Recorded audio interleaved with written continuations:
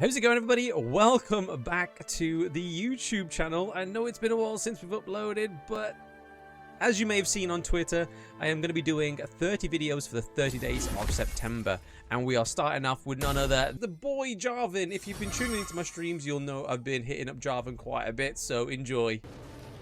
Those who've actually been watching my stream will know that I've been playing a lot of Jarvan jungle.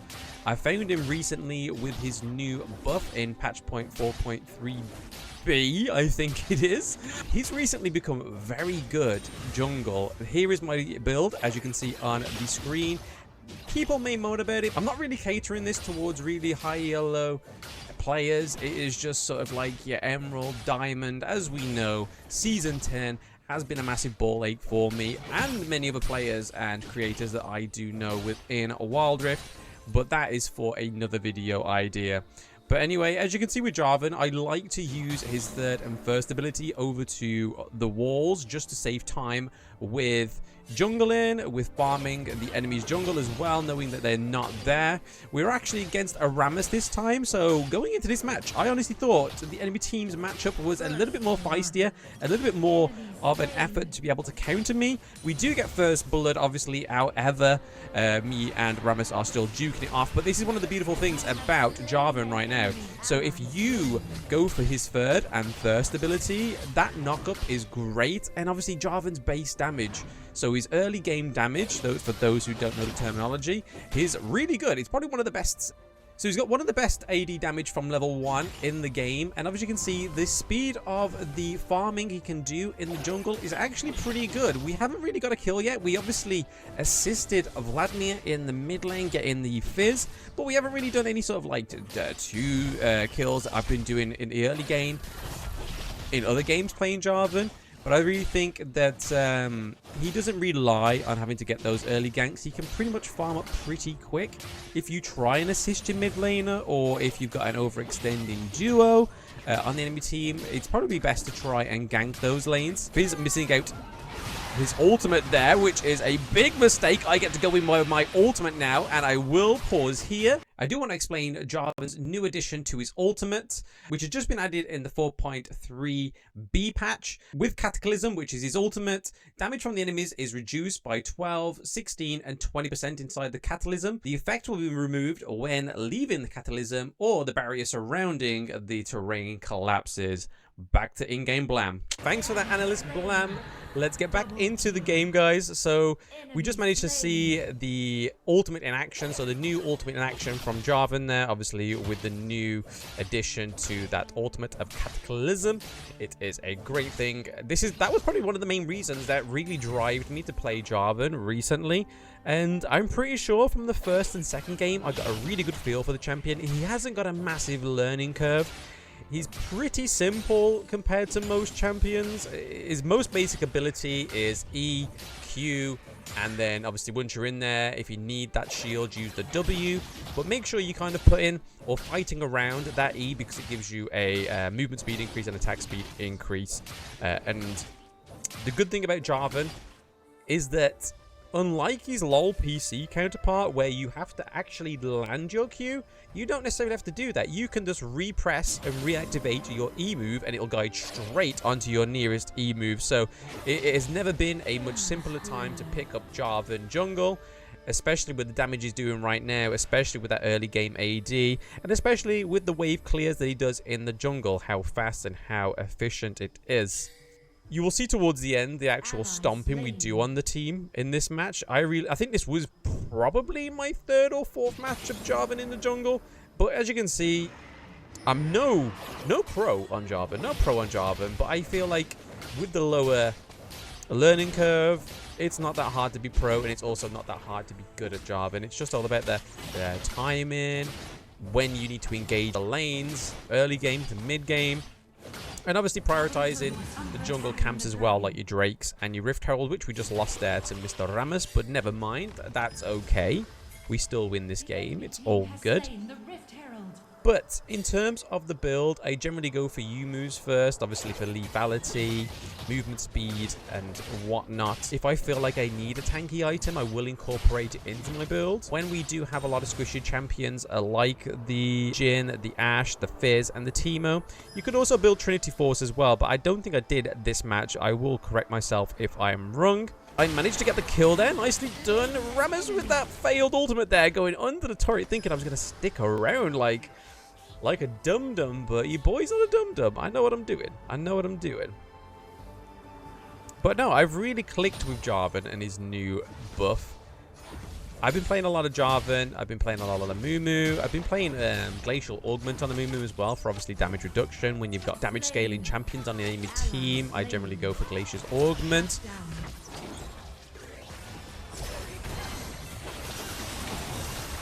Once again, we go with the ultimate onto the enemy. So, as you can see, I'm able to get in there, get the kill, get out. Even with little health and with the help of my with the help of my W, I get a shield that enables me to clear some more jungle. One note of reference, guys, I have cut out quite a bit of the gameplay because of either I've died or running back from base, because I don't see the point in having to show you guys the meaningless gameplay. We're all sick of these really long YouTube videos. They're like 30 minutes. Yes, some people will watch all the way through, but I'm not expecting you guys to watch all the way through. I just want you to pick up on the parts that I really feel like you need. Obviously, I've decided to keep in this triple kill because I want to make a point that this Jhin is fed. And even though Jin's fed, we're still able to handle him. We still handle him. We go in. We focus the Jhin.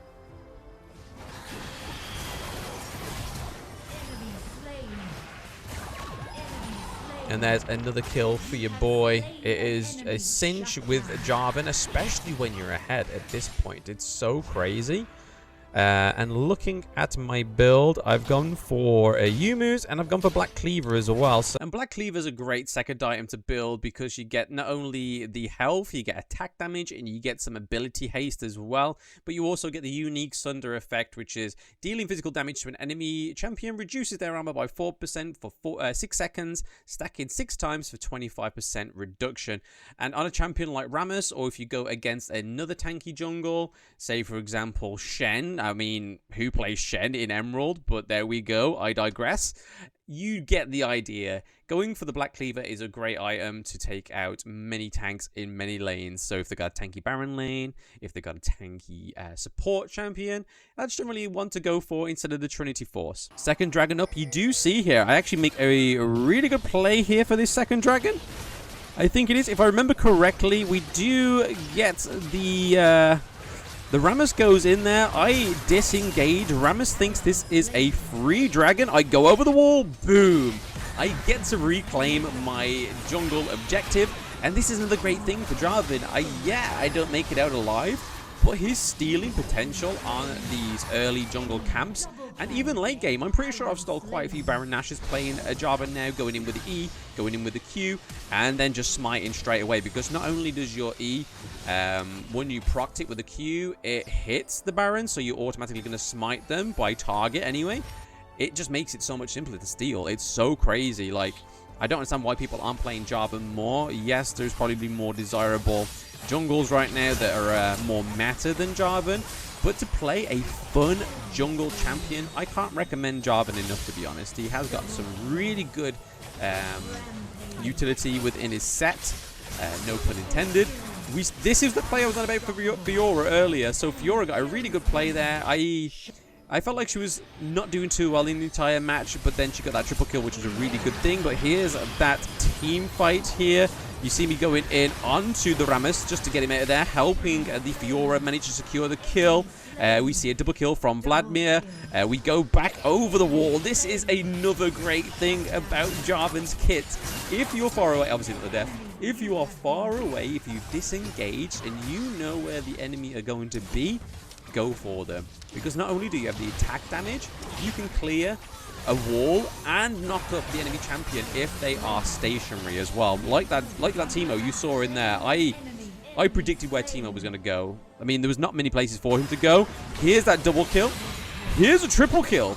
So Jarvan not only has the jungle clear, he doesn't only have the steal potential of the jungle camps, he actually gets to do a lot of damage in these team fights and get triple kills. I haven't yet got a quad kill with him. I was this close on stream getting a quad kill, a penta, sorry. This close getting the pentakill with him. So he does have the potential of doing a lot of damage in these team fights if you build some really great items with him. If I find that I am just missing out ever so slightly with kills on the enemy team, I generally go for the collector just to actually wipe out the enemy team to get some more kills, get some more gold. But when you're actually ruling the match like this, the gold and the kills aren't really necessary because we are pretty much dominating them. But you can see what I'm on about, where it turns like I'm just trying to explain situational things for Jarvan, especially for lower ELO players. You don't want to just stick to a build and just hope for the best every game. It's not going to work like that, and this is what I'm here to teach you now, guys. I am redirecting my focus, and I want to teach people in lower ELOs when, where, and why to build the items that I do. Honestly, in this match, I kind of just, as I've explained before, we were already very far ahead, so I didn't really see a point in needing to overanalyze my build.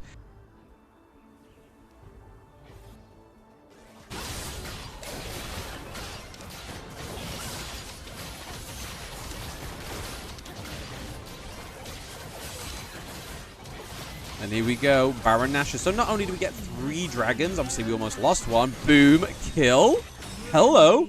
But yeah, not only do we get 3 dragons, we got the Baron Nashor. So for those people sleeping on Jarvan jungle right now, and if you aren't banning him and you know that potentially that your team comp could suffer to a Jarvan jungle, you got to watch out.